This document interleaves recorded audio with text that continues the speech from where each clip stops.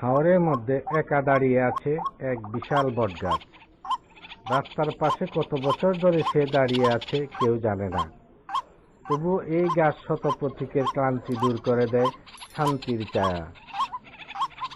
সূর্যের তাপে হাঁটতে হাঁটতে ক্লান্ত পথিক যখন বসে পড়ে এই গাছের নিচে, তখন সে যেন প্রাণ ফিরে পায়। হাওরের বিস্তীর্ণ মাঠের ছায়া তো অভাব, সেই অভাব পূরণ করে এই একটি মাত্র গাছ।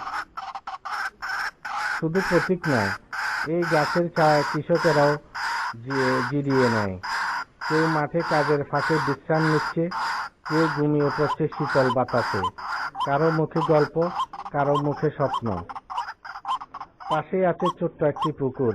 শোনা যায় জমিদার আমলে প্রতীকদের পানির তৃষ্ণা মেটানোর জন্য এই পুকুর খনন করা হয়েছিল। আজও প্রতীকেরা এই পুকুরে পানি খেয়ে তৃষ্ণা মেটায়। এই একা দাঁড়িয়ে থাকা বটগাছ কেবল গাছ নয়, হাওরের মানুষের বন্ধু, প্রতীকের আশ্রয়, গ্রামের ইতিহাস নীরব সাক্ষী। আসুন এমন গাছকে ভালোবাসি, রক্ষা করি, কারণ একটি গাছ শুধু অক্সিজেনই নয়, শত মানুষের জীবনের গল্প বয়ে নিয়ে চলে।